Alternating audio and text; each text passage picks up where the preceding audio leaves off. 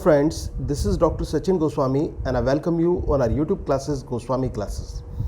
दोस्तों आज मैं आपको रॉबर्ट फ्रॉस्ट कराने वाला हूं और आज जो most of the poems famous poems है रॉबर्ट फ्रॉस्ट की वो आज आपको सभी कराई जाएंगी और एग्ज़ाम में इन्हीं पोएम्स से दोस्तों क्वेश्चंस आते हैं या फिर इनकी लाइफ से रिलेटेड क्वेश्चंस आते हैं, इनके वर्क से रिलेटेड क्वेश्चंस आते हैं। तो जो क्वेश्चंस एग्ज़ाम में पूछे जाते हैं वो अधिकतर सभी आज डिस्कस कराए जाएंगे आपको रॉबर्ट फ्रॉस्ट को लेकर। और इसके बाद जैसे कि मैंने आपसे बताया ही है कि जैसे सभी राइटर कंप्लीट हो जाएंगे तो सभी राइटर्स पर अलग अलग क्वेश्चंस हम लेंगे, वो मैं आपको प्रोवाइड करूंगा सभी क्वेश्चंस। बाकी तो आपके पास नोट्स हैं ही, नोट्स के अलावा जैसे आप टीजीटी में तैयारी कर रहे हैं उसी तरह से यहाँ पर भी क्वेश्चंस आपको सेंड किए जाएंगे और उनको आपको प्रिपेयर करना होगा और definitely you will get the time of revision also. So will start life and works of Robert Frost. Robert Frost की अगर जो हम बात करें दोस्तों तो रॉबर्ट फ्रॉस्ट पूछा जाता है कि कैसे पोइट हैं, तो अमेरिकन पोइट हैं। याद रख लेना, रॉबर्ट फ्रॉस्ट कैसे पोइट है, रॉबर्ट फ्रॉस्ट अमेरिकन पोइट हैं और इनका जो बर्थ था वो सेंट फ्रांसिस्को में हुआ था। कहाँ हुआ था? सेंट फ्रांसिस्को कैलिफोर्निया में इनका बर्थ हुआ था। ध्यान रख लेना, सेंट फ्रांसिस्को कैलिफोर्निया में। और बर्थ कब हुआ था ये भी आपको ध्यान रखना है, 26 मार्च 1874। कब हुआ था? 26 मार्च 1874 में इनका बर्थ हुआ था। इनके जो फादर थे was a New Englander and edited a democratic newspaper. वो एक डेमोक्रेटिक न्यूज़पेपर के एडिटर थे। He wanted to name his son after General Lee. His mother Isabelle Moodie was a Scot. इनकी जो मदर थी जिनका नाम था इज़ाबेल मोडी, ये स्कॉट की रहने वाली थी, स्कॉटिश वुमेन थी। Who had come to America from Edinburgh. और इनकी माँ अमेरिका कहाँ से कहाँ कर सेटल हुई थी? तो याद रखना दोस्तों, एडिनबर्ग से।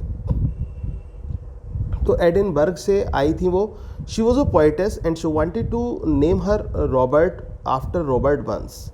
तो दोस्तों ये एक पोइटेस थी और यही कारण था कि इन्होंने अपने बेटे रॉबर्ट फ्रॉस्ट का नाम रॉबर्ट बर्न्स के नाम पर रखा। किसके नाम पर रखा? रॉबर्ट बर्न्स, जो कि एक ग्रेट पोइट हुए हैं, the greatest poet of Scotland. So as a compromise the boy was named Robert Lee, hence his full name was Robert Lee Frost. और इस तरह से लड़के का नाम बना रॉबर्ट ली फ्रॉस्ट। यानी कि ये जो पोइट जो आप पढ़ रहे हैं अमेरिकन पोइट रॉबर्ट फ्रॉस्ट, तो इनका जो नाम है कहाँ से प्रभावित है? आपका आंसर होगा रॉबर्ट बर्न्स से, जो कि इनकी मदर ने लिखा था। वो एक पोइटेस थी और उनको जो रॉबर्ट बर्न्स थे वो बहुत अच्छे लगते थे, उनकी कविताएं अच्छी लगती थी, उसके नाम पर इन्होंने अपने बेटे का नाम रखा। अब दोस्तों जब रॉबर्ट फ्रॉस्ट जो थे केवल 11 ईयर्स ओल्ड थे तो इनके फादर की डेथ हो गई थी ट्यूबरक्लोसिस से 1885 में। याद रख लेना, when he was just 11 years old his father died of tuberculosis in 1885। 1885 में इनके जो फादर थे वो ट्यूबरक्लोसिस से मर गए, उनकी मृत्यु हो गई ट्यूबरक्लोसिस से। और माँ को डर था कि कहीं बेटे को भी ऐसी सिचुएशन ना आ जाए और वो अपने बेटे रॉबर्ट फ्रॉस्ट और उसकी सिस्टर के साथ न्यू इंग्लैंड चली गई to have her husband's remains buried there and they had to settle down in Lawrence in Massachusetts because they had no money to return. और फिर जब ये वहाँ पर गए तो दोस्तों इनको जो मैसूसेट्स था, लॉरेंस मैसूसेट्स, वहाँ पर इनको सेटल होना पड़ा। लौटने के इनके पास पैसे नहीं थे। अब हम बात करते हैं इनकी एजुकेशन की। इनकी माँ ने इनको सपोर्ट करने के लिए एज ए स्कूल टीचर भी वर्क किया था और इन्होंने डारमाउथ कॉलेज को ज्वाइन किया था। लॉरेंस हाई स्कूल में अर्ली एजुकेशन ली, फिर डारमाउथ कॉलेज को ज्वाइन किया और फिर इसके बाद में दोस्तों इन्होंने एक मिल में भी काम किया था कुछ समय के लिए और स्कूलों में भी पढ़ाया था। पोइट्री लिखने का शौक़ था, पढ़ने का शौक़ था, पोइट्री स्टार्ट की। The year 1894 so the publication of his first poem butterfly in New York and Independent, and soon after that he published 6 of his poems in a booklet entitled Twilight। दोस्तों सबसे पहला तो आपको इसमें main important question ये है कि माई butterfly जो है ये किसकी पोएम है? माई बटरफ्लाई रॉबर्ट फ्रॉस्ट की पोएम है। इसके बाद एक इनका जो कलेक्शन आया ठीक है ना, जिसमें इन्होंने अपनी 6 पोएम पब्लिश की। वो किस नाम से आया था? ट्विलाइट के नाम से आया, याद रखना, ट्विलाइट के नाम से इनका कलेक्शन आया। इनकी अगर जो हम मैरिज की बात करें तो he married एलिन्सर white in 1895। एलिन्सर white से 1895 में इन्होंने शादी की थी, जो कि इनकी स्कूल फेलो भी रही थी। और इसके साथ साथ दोस्तों फिर फ्रॉस्ट वॉज देन 25। इन्होंने अपने कॉलेज को जब 2 इयर्स कंप्लीट करके विदाउट डिग्री छोड़ दिया था, उस समय इनकी एज 25 थी, याद रखना। He move with his growing family to a small farm in Derry, New Hampshire, which had been given to him by his grandfather. फिर ये कहाँ चले गए दोस्तों? फिर ये जो थे अपने ग्रैंडफादर के जो दिए हुए जो घर था वहाँ पर ये सेटल हो गए। Because farming during a period of 11 years proved pretty unprofitable, he turn again to school teaching. Farming की वहाँ पर, ठीक है ना, पीरियड ऑफ 11 ईयर्स तक, लेकिन उसमें कोई ज़्यादा प्रॉफिट नहीं हुआ। फिर ये दोबारा स्कूल टीचिंग की तरफ टर्न हो गए, this time at Pinkerton Academy in Derry. अब पिंगटन एकेडमी डेरी में पहुँच गए। अब he taught psychology for 1 year at the New Hampshire State Normal School in Plymouth. इन्होंने साइकोलॉजी भी पढ़ाई थी दोस्तों। क्वेश्चन आ जाता है कौन सा सब्जेक्ट पढ़ाया था? साइको पढ़ाया था इन्होंने, साइकोलॉजी पढ़ाई थी। इसके बाद इन्होंने पोइट्री स्टार्ट की in 1911। He decided to sell his farm and to spend a few years on concentrated poetic work. 1911 में इन्होंने डिसाइड किया कि वो अपना फार्म बेच देंगे और जो उनका जो पोइटिक वर्क है उस पर कंसर्न करेंगे। His 5 and 4 children went to England where they settled in Beaconsfield, Buckinghamshire। इनकी पत्नी और जो बच्चे थे और इनके 4 बच्चे ये इंग्लैंड चले गए और सेटल हो गए कहाँ पर? बेकॉन्सफील्ड, बकिंघमशायर में सेटल हो गए और एमिनेंटली एक सक्सेसफुल पोइट के रूप में ये डेवलप हुए। और इसके साथ साथ दोस्तों फिर इनका वर्क आया अ बॉयज़ विल, जिसको बहुत पॉपुलैरिटी मिली। इसके बाद दोस्तों on his return to New England, Frost brought a small farm in Franconia, New Hampshire, hoping to live a quiet life. अब एक शांति भरा जीवन जीने के लिए इन्होंने एक छोटा सा फार्म खरीद लिया फ्रैंकोटा में। और in 1919 he left New Hampshire for Vermont and brought a farm in South Shaftsbury. दोस्तों आप देख रहे हैं कि किस तरह से ये प्लेसेस को बदलते रहे, दूसरे स्थान पर सेटल होते रहे, लेकिन आपको इन सबको इतना ध्यान नहीं रखना है। आपको तो केवल इनका बर्थ प्लेस याद रखना है, क्योंकि बर्थ प्लेस पूछा जाता है एग्जाम में, तो बर्थ प्लेस को आपको दिमाग में बिठाना है। After his children had grown and after Mrs Frost had died, he changed his residence from South Shaftesbury to an upland farm which he purchased in Ripton। फिर बदल दिया घर, वाइफ की डेथ हो गई, फिर चेंज कर दिया। अब ये रिप्टन में आ गए, वर्मेंट में। और इसके साथ साथ दोस्तों ये जो इन्होंने जो कुछ विंटर के मंथ्स थे वो फ्लोरिडा में भी इन्होंने व्यतीत किए और वहाँ पर भी अपना एक बंगला बनाया। Typical New England bungalow there. और इनकी डेथ की बात करें तो Frost received more honours than any other contemporary literary figure in America. Robert Frost को बहुत ज़्यादा ऑनर मिला था इनकी मृत्यु के समय। He was elected to the membership of the National Institute of arts and later in 1916 to membership in American Academy in 1913। दोस्तों इनको जो थी मेंबरशिप मिली नेशनल इंस्टीट्यूट की। इसके साथ साथ जो अमेरिकन एकेडमी थी उसकी 1930 में he was awarded the Pulitzer prize for poetry. जो पुलिट्जर प्राइज़ होता है पोइट्री का अवार्ड, वो इनको मिला, ठीक है। और he received honorary degree from more than a score universities including DLitt from both Cambridge and Oxford universities and numerous other prizes. इनको ऑक्सफोर्ड और कैम्ब्रिज यूनिवर्सिटी से डीलिट की उपाधि भी मिली। In 1961 he was called upon to recite his patriotic poem the gift outright when the late president Kennedy took office. He died in January 1963 at the ripe age of 88। अब 1963 में इनकी death हो गई थी एट द एज ऑफ 88 की as में। और इसके साथ साथ इन्होंने जो अपनी पोइट्री, जैसे कि मैंने आपको बताया कि द गिफ्ट आउटराइट जो थी तो इन्होंने अपनी पेट्रियोटिक पोएम को रिसाइट भी किया था प्रेसिडेंट के सामने। अब इनके वर्क की बात करें दोस्तों तो माई बटरफ्लाई ये 1894 का इनका वर्क है। 1930 में अ बॉयज़विल आया, फिर नॉर्थ ऑफ बॉस्टन आता है, माउंटेन इंटरवल आता है, सेलेक्टेड पोएम न्यू हैम्पशायर से आती हैं, वेस्ट रनिंग बुक 1928 में आता है, और a way out collected poems, फिर ये वर्क इनका कलेक्शन आता है 1930 में, a further range 1936, 1939 collected poems, 1942 a winter's a witness tree, 1943 come in and other poems, 1945 a masque of reason, 1947 steeple bush a masque of mercy, और 1949 complete poems the collection.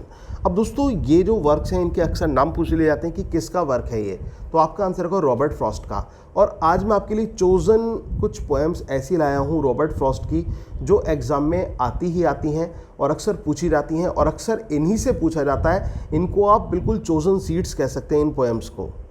तो सबसे पहले आती है death of A hired man, जो अक्सर exam में पूछी जाती है कि death of a hired man जो है ये किसकी पोएम है, जो death of a hired man है। तो दोस्तों आपका जो आंसर होगा death of A hired man को लेकर के क्या होगा, death of A hired man है रॉबर्ट फ्रॉस्ट की पोएम। किसकी पोएम है दोस्तों, ये रॉबर्ट फ्रॉस्ट की पोएम है death of A hired man. तो देर ना करते हुए हम स्टार्ट करेंगे death of a hired man. अब ये किसकी इसमें डेथ होती है, death of A hired man, जैसे कि आप नाम सुन रहे हैं दोस्तों, ये इनकी एक लिरिकल पोएम है जो कि इनकी 1914 में ये पब्लिश हुई थी, और एक ड्रामेटिक सिचुएशन को ये रिप्रेजेंट करती है। अब ड्रामेटिक सिचुएशन क्या है इसमें, इसमें एक पति है और एक पत्नी है, और पति और पत्नी आपस में बातें कर रहे होते हैं। और किसके बारे में बातें कर रहे होते हैं, बातें कर रहे होते हैं सिलास के बारे में। याद रख लेना दोस्तों, किसके बारे में बात कर रहे हैं, हस्बैंड एंड वाइफ, वो बात कर रहे हैं सिलास के बारे में, SILAS। अब आपको समझना है सिलास कौन है। तो सिलास जो है सर्वेंट है, घर का नौकर है सिलास, उसके बारे में बात कर रहे हैं। अब क्या होता है, सिलास जो है ये काम से चला गया था और ये काफ़ी समय बाद काम के लिए वापस आया है। तो जो हस्बैंड है वो उसको काम पर नहीं रखना चाहता। वो काम पर उसको इसलिए नहीं रखना चाहता कि जब उसको उसकी ज़रूरत थी, बेस्ट टाइम था, तो वो चला गया उसके पास से, और अब वो इस समय आया है। तो पत्नी, वो जो पति है वो बिल्कुल मना कर देता है, लेकिन पत्नी उसको समझाती है। वो उससे कहती है कि सिलास जो है उसकी जो काइंडनेस है उसको याद करे, उसको जो एक मेहनत है, जो उसने पहले मेहनत की है, उनके लिए काम किया है, उसको याद करे, और उन सभी बातों को याद कर वो सिलास को जो है नौकरी पर रख ले। लेकिन जो पति है वो बात को मानने के लिए तैयार ही नहीं है। वो अपनी पत्नी की बात को मानना ही नहीं चाहता, और वो कहता है क्या है इसमें अब इस समय, और वैसे भी बूढ़ा हो चुका है, अब ये हमारे ऊपर बर्डन ही पड़ेगा, और मैं नहीं चाहता कि थोड़े वक्त के लिए, कि क्योंकि ज़्यादा समय काम भी नहीं कर पाएगा, मृत्यु का शिकार हो जाएगा ये, और मैं नहीं चाहता कि थोड़े वक्त के लिए मैं इसको अपने साथ यहाँ पर काम पर रखूँ, और जो कि किसी काम का नहीं है। तो लेकिन पत्नी बहुत समझाती है, उसको उसका मूड चेंज करने की कोशिश करती है, लेकिन जो पति है वो नहीं मानता। अब एनी हाउ जो स्त्री है वो कन्विंस करती है अपने हस्बैंड को, और फिर वो उसको रखने के लिए तैयार हो जाते हैं।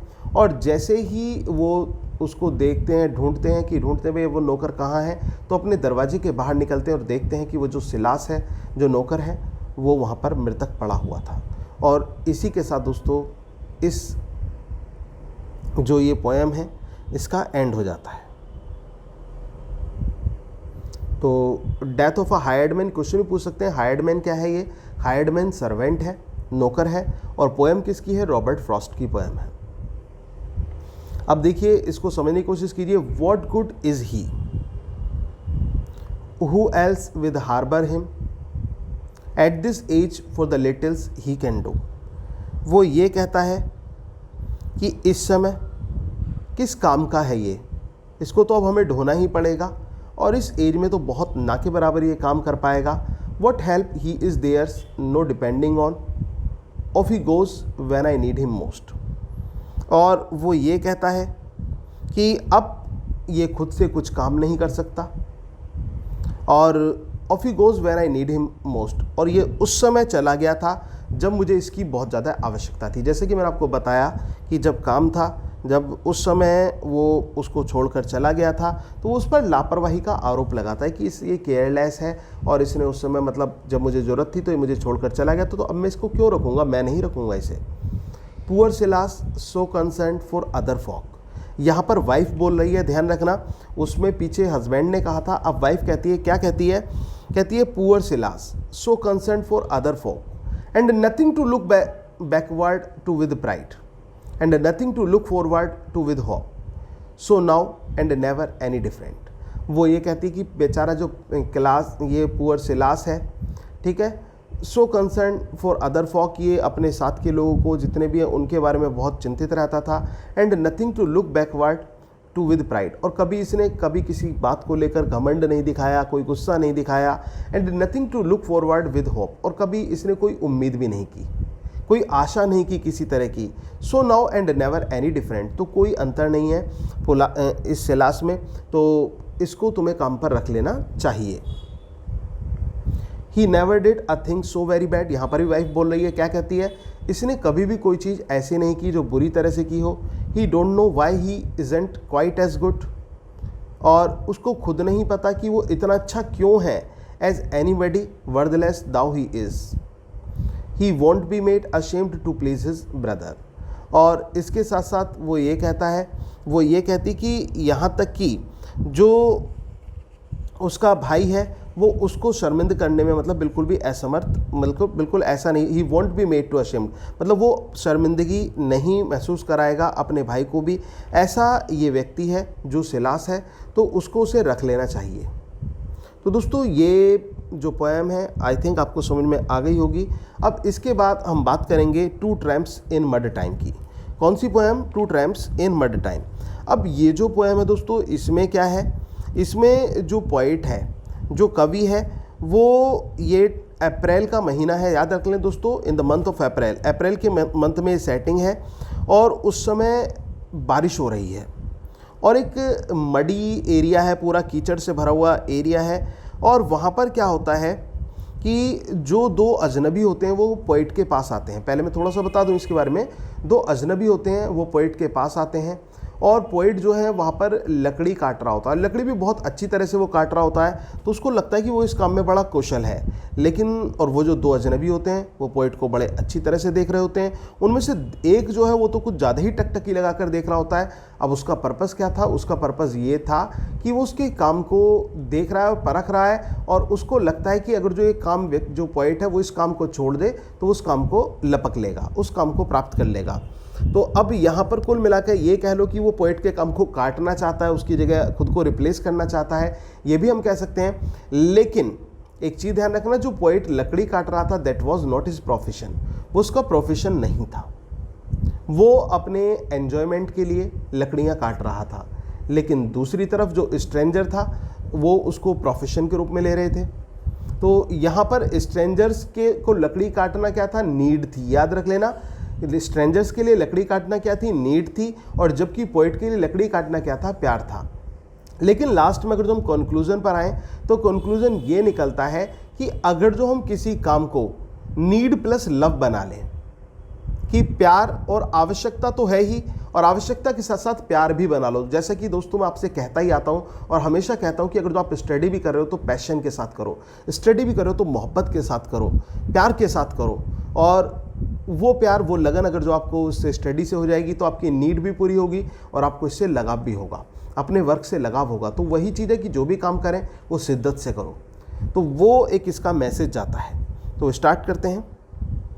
Out of the mud two strangers came and caught me splitting wood in the yard. और दो अजनबी आए, उन्होंने मुझे देखा कि मैं क्या कर रहा था, लकड़ी काट रहा था। And one of them put me off my aim by hailing cheerily hit them hard. I knew pretty well why he dropped behind and let the other go on a way. और वो ये कहता है कि जब मैं वो कर रहा था तो वहाँ पर जो एक व्यक्ति था वो पीछे खड़ा हो गया, ठीक है ना। वो क्या कहता है, वो पीछे खड़ा हो गया और उस बीच में से दूसरे को उसने ड्रॉप कर दिया। Let the other go on away, और दूसरा जो था वो चला गया। और एक व्यक्ति, मैंने बताया था, एक व्यक्ति टकटकी लगाकर पूरी तरह से देखने लगा और दूसरे को वहाँ से पुश कर दिया, दूसरे को भेज दिया। आई knew pretty well that he had in mind, मुझे पता था कि उसके दिमाग में क्या चल रहा था। He wanted to take my job for pay, वो मेरी नौकरी को लेना चाहता था, ठीक है, पैसों के लिए। कहने का मतलब उसको पैसों की ज़रूरत थी। Nothing on either side was said, they knew they had but to stay and all their logic would fill my head as that I had no right to play. और कुछ भी दोनों तरफ से नहीं कहा गया और उनके पास और कुछ नहीं था केवल रुकने के अलावा, और उनके जो लॉजिक थे वो मेरे दिमाग में बैठ गए थे और मैं उनके साथ कोई खेल नहीं खेलना चाहता था, ना खेल रहा था with what was another man's work for gain, क्योंकि वो दूसरे के लिए वो काम कुछ प्राप्त करने का काम था। My right might be love but their was need. दोस्तों इस लाइन पर गौर करना बहुत इंपॉर्टेंट लाइन है कि वो जो वर्क था पोएट के लिए क्या था, लव, मेरे लिए प्रेम था, बट देयर्स वॉज नीड, उनके लिए क्या था, उनके लिए वो काम आवश्यकता था। And there the two exist in twain, their was the better right agreed. और इसमें वो जो दोनों थे वो इस चीज़ पर अडिग थे और जो बेटर राइट था वो एग्री हुआ। अब इसके बाद दोस्तों नेक्स्ट पोएम आती है ब्रिचेस। ये जो ब्रिचेस पोएम है इसको हम बात करते हैं जैसे कि कोई ब्रिचेस का मतलब होता है पेड़ होना, एक पेड़ को ब्रिचेस का एक ट्री होता है, उसके बारे में बताया गया है। When I see birches bend to left and right, सबसे पहले समझिए कि ब्रिचेस का ट्री है, ब्रिचेस का ट्री जो है वो झुका हुआ होता है और जो वो झुका है तो जब वो उस पेड़ को देखता है तो उसके बहुत सारे कारण देखता है कि ये झुका हुआ क्या है, क्यों है और इसका क्या कारण हो सकता है झुकने का। तो वही है, केवल प्रकृति से भरा हुआ एक पोएम है ब्रिचेस, बहुत इंपॉर्टेंट पोएम है, पूछ ली जाती है किसकी है, रॉबर्ट फ्रॉस्ट की है। और क्या कहते हैं, when I see birches bend to left and right across lines of straighter darker trees, I like to think some boys been swinging them. जब मैं ब्रिचेस के पेड़ को देखता हूँ लेफ्ट एंड राइट से तो एक डार्कर ट्री के रूप में मुझे दिखाई पड़ते हैं, cross line of straighter darker trees, एक क्रॉस लाइन दिखाई पड़ती है सीधे रूप में डार्कर ट्रीज की। I like to think some boys been swinging them, और ऐसा लगता है कि जैसे कि कोई जो लड़का है वो इसको स्विंग कर रहा हो। And climb back branches of the snow white trunk, और इसके अलावा ये जो झुके हुए जो ब्रिचेस हैं इनका कारण मुझे ऐसा लगता है कि बर्फ़ से वो ज़्यादा ढक गए हों और बर्फ़ ज़्यादा जम गई हो तो वो नीचे की तरफ आ गए हों। Towards heaven till the tree could bear no more, और हेवन की तरफ अब जो ट्री है वो अब बियर नहीं कर सकता। But dips it top and set me down again, that would be good both going and coming back. और इसके साथ बट डिप्ड इट टॉप, अपने टॉप को उसने डिप किया हुआ है, and set me down again, और मुझे फिर से नीचे की तरफ वो लेकर जाता है। That would be good both going and coming back, जो कि अच्छा होगा किस चीज़ के लिए, जाने के लिए और वापस आने के लिए। I should prefer to have some boy bend them as he went out and in to fetch the cows, some boys too far from the town to learn baseball, whose only play was that he found himself. और वो ये कहता है कि वहाँ पर मुझे ऐसा लगता है कि किसी बॉय ने ये काम किया होगा, क्योंकि वो जो बॉय है वो वहाँ पर चढ़ा होगा।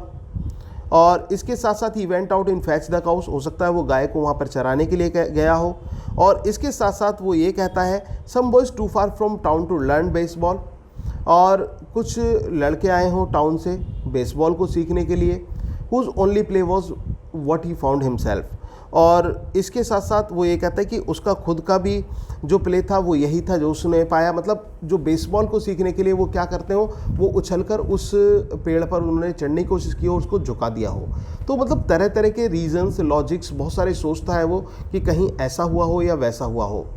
When I see birches bend to left and right across the line, ये तो हो गया दोस्तों।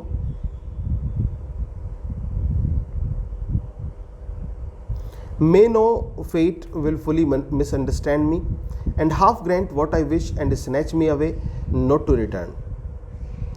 Earth's the right place for love. I don't know where it is likely to go better.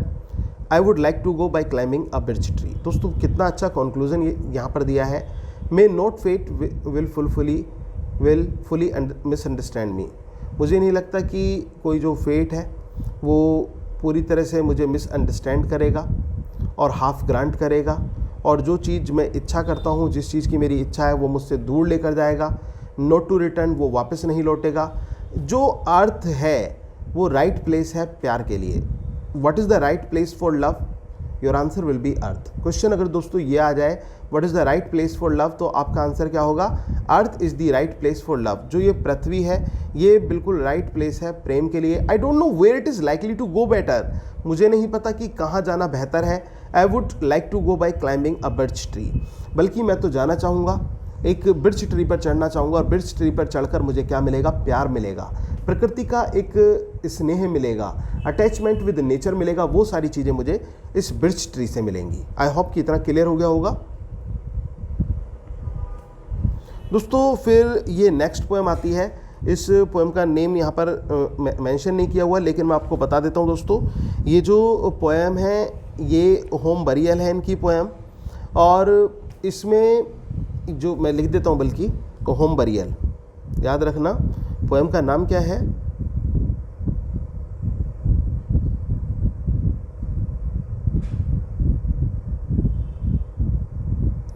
Home burial. Home burial आप समझ रहे होंगे कि घर में ही दफनाया, घर में दफनाना। अब घर में किसको दफनाया, कैसे दफनाया, ये इस स्टोरी में मेंशन है, और बहुत ही एक जिसको कहते हैं कि एक इमोशनल स्टोरी है और कॉन्वर्सेशन है बिटवीन हस्बैंड एंड वाइफ। ठीक है ना, हस्बैंड और वाइफ के बीच में एक इमोशनल कॉन्वर्सेशन यहाँ पर हमें देखने को मिलता है। एमी वाइफ है और उसका हस्बैंड है इस पोएम में। एमी और उसका हस्बैंड जो है बातें कर रहे हैं, और जो एमी का हस्बैंड है वो एमी से पूछता है कि वो स्टेयर से किसको देखती रहती है, क्या वो देखती है नीचे की तरफ, क्या वो देखती रहती है।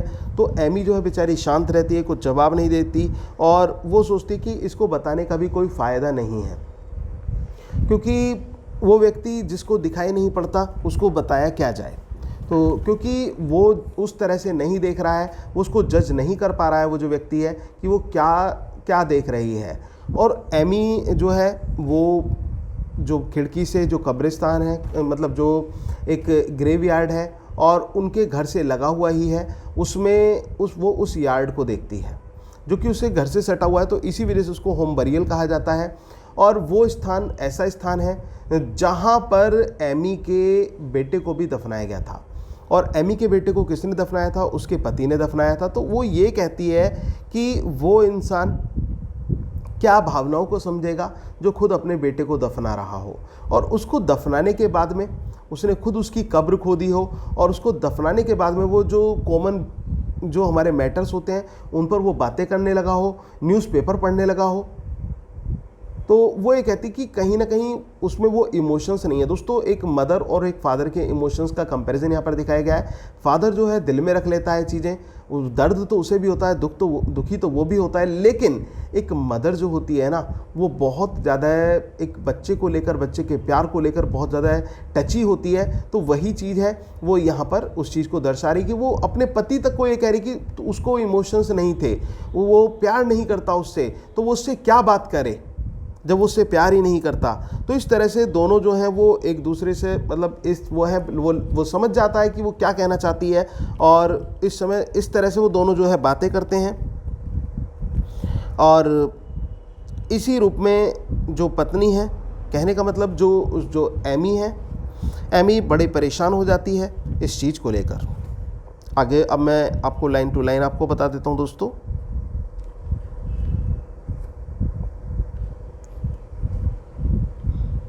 और हाँ, एक बात और मैं आपसे कहना चाहूँगा, इसमें लास्ट में आपको कंक्लूजन थोड़ा सा मैं बता दूँ।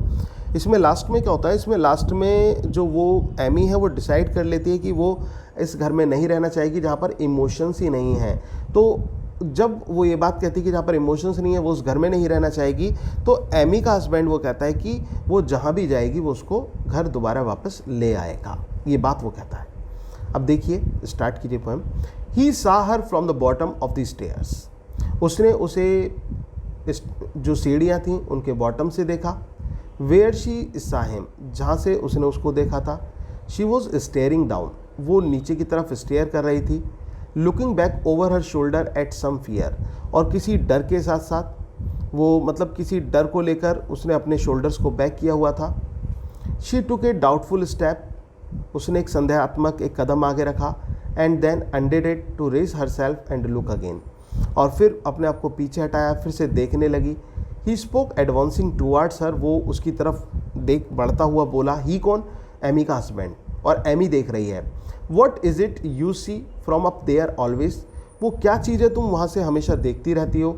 For I want to know, वो चीज़ मैं जानना चाहता हूँ। She turn and sank upon her skirts at that and her face changed from terrified to dull. उस समय वो जो थी वो पूरी उदासी में डूब गई, और उसका जो फेस था वो टेरिफाइड से बिल्कुल डलनेस की तरफ मूव हो गया। He said to gain time, what is it you see, उसने फिर से कहा क्या चीज़ है जो तुम देखती हो। Mounting until she cowered under him, I will find out now, you must tell me dear, तुम मुझे बताओ तो सही, मैं पता लगा लूँगा कि क्या चीज़ है। She is in her place refused him any help, और उसने अपने पति की कोई भी मदद लेने के लिए मना कर दिया। With the least stiffening of her neck and silence, उस बिल्कुल शांति और चुप्पी के साथ। फिर दोस्तों इसका नेक्स्ट ये इंपॉर्टेंट पैसेज आता है, बहुत इंपॉर्टेंट है। इसमें क्या है? The nearest friend can go with any one two death comes so far short. बहुत एक फिलोसॉफिकल लाइन्स है दोस्तों। क्या बताया गया है कि नियरेस्ट फ्रेंड कैन गो, जो हमारे नियर डियर फ्रेंड्स होते हैं वो जा सकते हैं। With any one two death, किसी की मृत्यु पर वो जाते हैं। कम्स सो फार शॉर्ट, और बहुत छोटे से समय में एक मौन व्यक्त कर कर वो आ जाते हैं। They might as well not try to go at all, no from the time when one is stick to death, one is alone and he dies more alone. और वो उस व्यक्ति के साथ तो नहीं जाते ना जो मरने वाला है, ओबियसली कोई भी नहीं जाएगा भाई। तो no from the time when one is stick to death, और वो इसके साथ वो ये कहते हैं कि वन इज़ अलोन, की वो व्यक्ति होता है वो अकेला होता है, and when he dies more alone, और जब वो मरता है तो बिल्कुल अकेला हो जाता है। तो जीते जी भी व्यक्ति अकेला होता है और मरने के बाद भी अकेला हो जाता है। कहने का मतलब किसी के पास किसी के लिए समय नहीं रहा है, और जाते भी हैं तो मृत्यु पर जाते हैं। लोग बाग मृत्यु पर जाते हैं और वो कुछ क्षण का जो एक विलाप है, एक मौन है, वो प्रकट करके आ जाते हैं, और कोई भी मरने वाले के साथ नहीं जाता। बिल्कुल सच्ची बात है ये। और इसके साथ साथ वो ये कहते हैं कि वो अकेला रहता है और अकेले ही उसकी मृत्यु हो जाती है। She in her place refused him any help, दोस्तों पहले भी आ चुकी है लाइन, फिर भी समझ लीजिए कि उसने बिल्कुल मना कर दी उसकी कोई भी मदद लेने के लिए। With last stiffening of her look and silence, she let him look sure that he wouldn't see, blind creature and white he didn't see. उसने उसको देखने दिया, उसको पता था कि उसको जो वो देख रही है वो उसको कभी दिखाई ही नहीं देगा, क्योंकि वो एक ब्लाइंड क्रिएचर है। यहाँ पर एमी ने ब्लाइंड क्रिएचर किसको कहकर पुकारा है? तो आपका आंसर होगा दोस्तों अपने हस्बैंड को। किसको कहकर पुकारा है? अपने हस्बैंड को कहकर पुकारा है।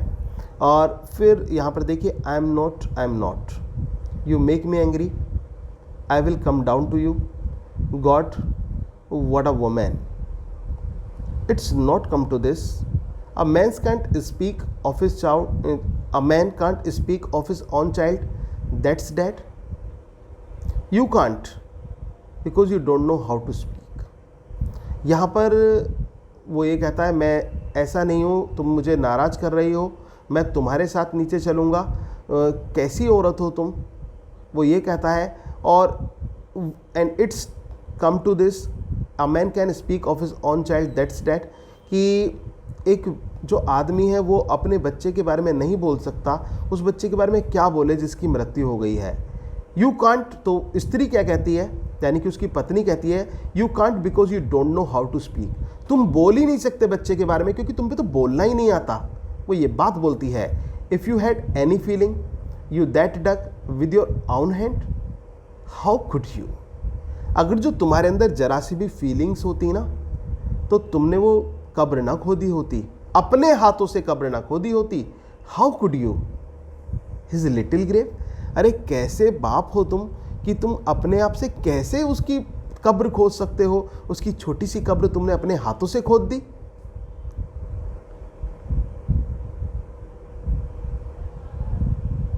और फिर उसके बाद वो क्या कहती है, I saw you from that very window there, मैंने तुम्हें देखा था उस खिड़की से, मैंने तुम्हें देखा था, मैंने तुम्हें उस खिड़की से देखा था। making the gravel leap and leap in air, leap up like that and land so lightly and roll back down the mount beside the hole. मैंने देखा था तुम धीरे धीरे खोदते जा रहे थे और तुमने देखते देखते पूरा का पूरा वो गड्ढा खोद डाला और वहाँ पर ढेर मिट्टी का लगा दिया. I thought, who is that man? मैंने सोचा था कि कौन है वो व्यक्ति. I did not know you and I crept down the stairs and up the stairs to look again. मुझे नहीं पता था कि तुम हो और यही कारण था कि मैं नीचे स्टेयर्स की तरफ आ गई, फिर ऊपर गई. To look again still your spade kept lifting. और तभी भी तुम्हारा जो फावड़ा था, जो स्पेड था, वो उठा हुआ था. देन यू केम इन, फिर तुम अंदर आए. I heard your trembling voice, मैंने तुम्हारी रम्बलिंग वॉइस को सुना. आउट इन द किचन के बाहर में.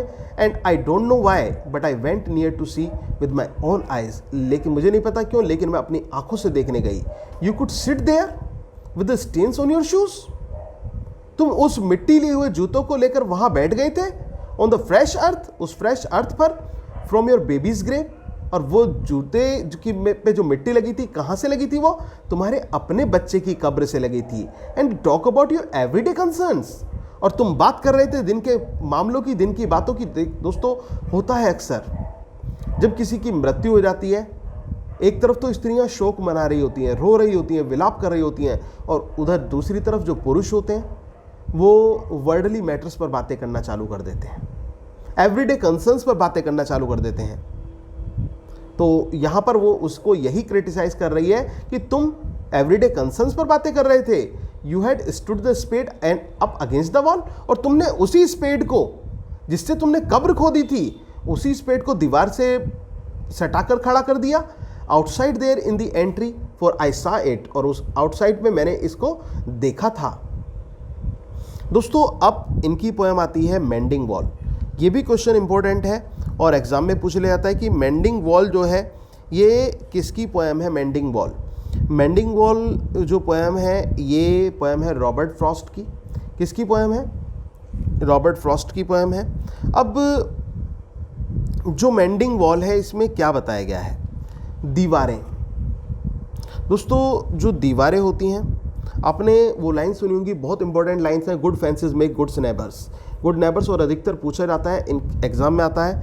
और इसमें दीवार के बारे में बताया गया कि जो दीवार है, दीवार को खुद पसंद नहीं है कि वो लगे, और दीवार हो जाती है तो क्या चीज़ें होती हैं. देखिए, something there is that doesn't love a wall. और वो ये कहता है कि कुछ चीज़ ऐसी है जो दीवार को पसंद नहीं करती है. That sends the frozen ground swell under it and spills the upper boulder in the sun. और क्या होता है इसमें? That sends the frozen ground swell under it. जो फ्रोजन ग्राउंड है वो उसके अंदर से स्वेल होने लगता है, और इसके साथ साथ spills upper boulders in the sun. और सूरज में क्या होता है? दीवार में कुछ छेद से होने लगते हैं. सूरज की जब कड़ी वो पड़ती है, धूप पड़ती है, तो आपने देखा होगा कि दीवारें जो उसमें तरेड़ सी आ जाती हैं. तो वो वही चीज़ वहाँ पर कहता है. And makes gap even two can pass abreast. और उसमें इतना गैप हो जाता है कि कोई उसमें एक दूसरे की ब्रेस्ट को पास कर सकता है. कहने का मतलब एक दूसरे की जो आवाज़ है या धड़कने हैं, उनको वो फील कर सकता है. ये यहाँ पर कहा गया है. And the guests, I mean, no one has seen them, maid or hurt the maid, but at spring mending time, we find them there. I let my neighbor know beyond the hill. और फिर वो ये भी कहता है कि यहाँ पर जो मेरा मतलब है इससे, इन छेदों से, ये क्या मतलब है? At the spring mending time we find them there. और जो बसंत होता है, बसंत में हम उसको देखते हैं. ये जो छेद हैं कब देखे जाते हैं? बसंत में देखे जाते हैं. धूप में तरेड़े आ जाती हैं, और जो बसंत आता है वो बसंत पूरी मिट्टी को, पूरी दीवार को जो है वो वहाँ पर जो है, आपने देखा होगा जब बारिशें तेज़ पड़ती हैं तो उसकी पपड़ी सी हटने लगती है, उसमें छेद से हो जाते हैं. तो वो बसंत में हमें देखने को मिलते हैं. और इसके साथ साथ let I neighbour now beyond the hill. और वो इस बात को कहता है कि जब मैं और जो मेरे नाइबर हैं वो कहाँ जाते हैं, मतलब अपनी दीवारों की मरम्मत करते हैं। There is it is we do not need the wall. एक कुछ चीज़ ऐसी है कि हमें वॉल की आवश्यकता नहीं है, हमें जो दीवार है दीवार की आवश्यकता नहीं है। क्यों? He is all pine and I am Apple orchard. और वो ये कहता है कि वो तो पाइन है, मतलब वो तो पाइन का गार्डन है और मैं एप्पल का हूँ। किस चीज़ के लिए कहता है? कि उसका तो पाइन का खेत है और मेरा क्या है, मेरा ऑर्चार्ड है एप्पल का। और इसके साथ साथ माई Apple trees will never got across, और मेरे जो एप्पल ट्रीज हैं वो उससे पार होकर नहीं जाएंगे। And eat the cows under his pines, और ना ही जो गाय हैं वो वहाँ से गुजरेंगी। I tell him he only says, मैंने उसे सुना है। आई टेल हिम, मैं बताता हूँ। ही ओनली सेज, वो कहता है good fences make good neighbours. उसका मानना है कि जो अच्छी दीवारें होती हैं उससे अच्छे पड़ोसी बनते हैं। अच्छी दीवारों से क्या बनते हैं? अच्छे पड़ोसी बनते हैं। Spring is the mischief in me and I wonder, और स्प्रिंग जो है वो एक मिसचीफ है, लेकिन क्योंकि अच्छी दीवारों को भी जो स्प्रिंग है वो खोखला कर जाती है। And I wonder if I could put a nation in his hand, Y do they make good neighbours. मैं कोशिश कर सकता हूँ कि मैं उसके अंदर एक ब्रदरहुड की भावना को क्रिएट कर सकूँ। और why do they make good neighbours, वे अच्छे पड़ोसी क्यों बनाते हैं। Isn't it where are the cows, अब वो गाय कहाँ हैं। But there are no cows, here there are no cows, लेकिन यहाँ तो कोई गाय नहीं है। Before I built a wall I would ask to know, कि मुझे पूछना पड़ेगा कि एक दीवार को बनाने से पहले what I was walling in or walling out, and to whom I was like to give offense. Something there is that doesn't love a wall, that wants it down. कुछ चीज़ तो है जो इस दीवार को बनने से रोकती है, जो नहीं चाहती कि ये दीवार बने। तो दोस्तों ये थी मेंडिंग वॉल पोएम जो मैंने आपको बताई। तो इस तरह से आपकी जो इम्पोर्टेंट पोएम्स थी रॉबर्ट फ्रॉस्ट की, जो एग्ज़ाम में पूछी जा सकती हैं, वो आज मैंने एक्सप्लेन की। उम्मीद है कि आपको ये अच्छी तरह से समझ में आई होगी। अगर दोस्तों आपको ये वीडियो अच्छी लगी हो जिसमें आपको रॉबर्ट फ्रॉस्ट को कंप्लीट कराया गया है, तो रॉबर्ट फ्रॉस्ट से जनरली यही क्वेश्चंस आते हैं, और इसके अलावा कुछ अदर क्वेश्चंस मैं आपके साथ शेयर करूँगा आफ्टर कंप्लीटिंग ऑफ कोर्स। जो कोर्स कंप्लीट कर देंगे तो रिवीजन में हम जो एक साथ मल्टी क्वेश्चंस ले लेंगे सभी राइटर्स के, तो उनका डिस्कशन किया जाएगा। आई होप कि आपका रॉबर्ट फ्रॉस्ट भी अच्छी तरह से तैयार हो गया होगा। दोस्तों अगर ये तैयार हो गया हो और आपको अच्छी तरह वीडियो समझ में आई हो तो प्लीज़ वीडियो को लाइक, शेयर और कमेंट करना ना भूलिएगा। Thank you very much. Yours doctor Sachin Goswami.